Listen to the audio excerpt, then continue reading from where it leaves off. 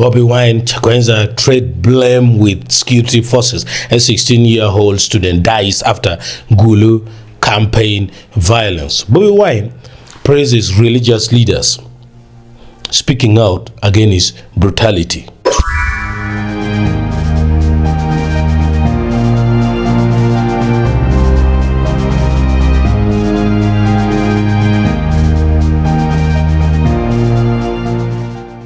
Tensions continue to escalate following the violence that made National Unity Platform no presidential candidate Robert Chagulanyi Sentamu campaign in Gulu City. With new statements from political actors, writers, and security officials intensifying public debate on accountability and justice. Over the weekend, Bobi Wine shared a video clip on his platforms praising religious leaders who have condemned the violent crackdown. Even when many have been silenced, it's always refreshing to see that we still have some Morocco voices courageously calling out the injustice. Thank you, Reverend Father Eric Justin Huma.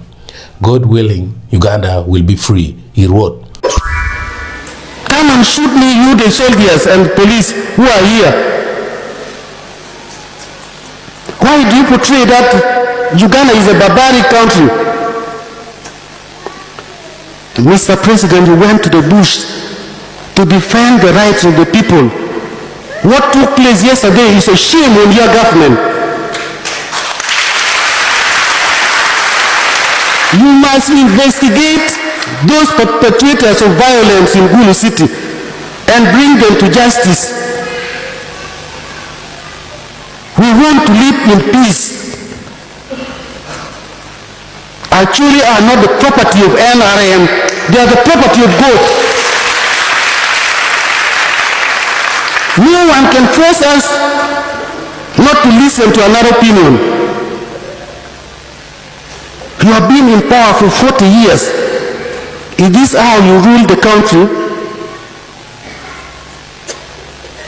You must examine your leadership, the people you employ to promote your ideologies.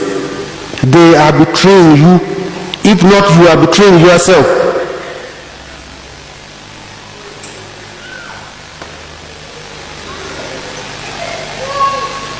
We don't want our city, our people to be used. We are not materials or property for someone's discretion. We are created in the image and likeness of God. The message of Prophet John the Baptist must find a root in your life. Repent, for the kingdom of God is at hand. It's a message for all of us Ugandans. We are living like enemies.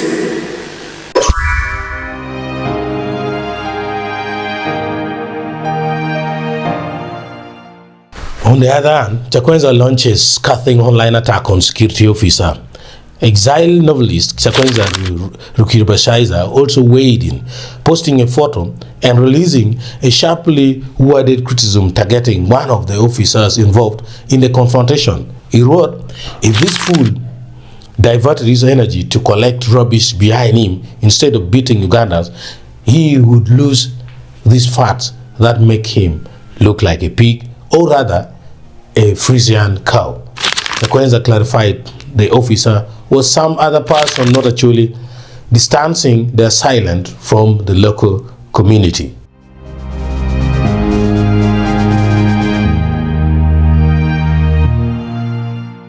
UPDF denies attacking Bobi Wine's team.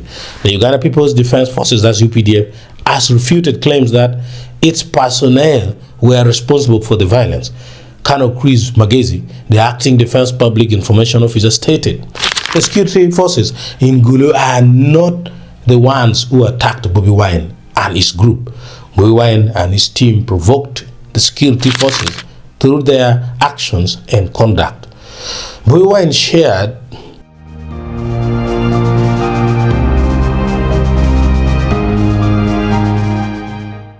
Bobi Wine shares photo of men in civilian clothes attacking supporters. Bobi Wine dismissed the UPDF's explanation, releasing additional footage showing men wielding sticks and using what appeared to be communication radios. Then you have these criminals who were dressed in civilian clothes, holding sticks, beating up our people in Gulu. Our cameras caught some of them using radio calls, operative trying to disguise as ordinary people. He posted. He added that Ugandans must unite to end this lawlessness.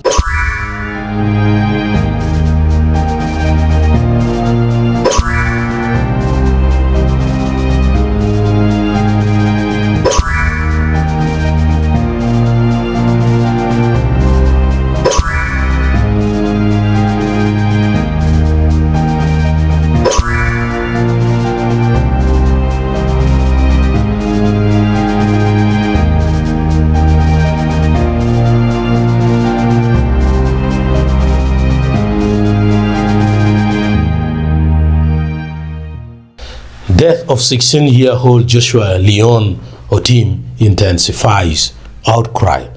The violence claimed the life today 16-year-old student Joshua Leon Otim, who had been in critical condition since Saturday. Bobi Wine announced Otim's death, attributing it directly to the actions of security officers and armed plainclothes groups. Saddened by the death of 16-year-old student Joshua Leon Otim, who succumbed to the extensive injuries he sustained last Saturday when police and military officers, headed by gangs in plain clothes holding machetes and sticks, attacked and flogged us, he said. Calls grow for accountability and electoral reforms. Bobi Wine said Otim's death underscores the ongoing complicity of the Electoral Commission and all other state institutions mandated to ensure a credible, free and fair electoral process. He extended condolences to Tim's family and demanded prompt justice for those responsible. With both sides trading blame and footage circulating widely online, pressure is mounting for an independent investigation into the Gulu violence. The incident has revived long-standing questions about the fairness of the electoral process and the role of security forces in Uganda's political landscape.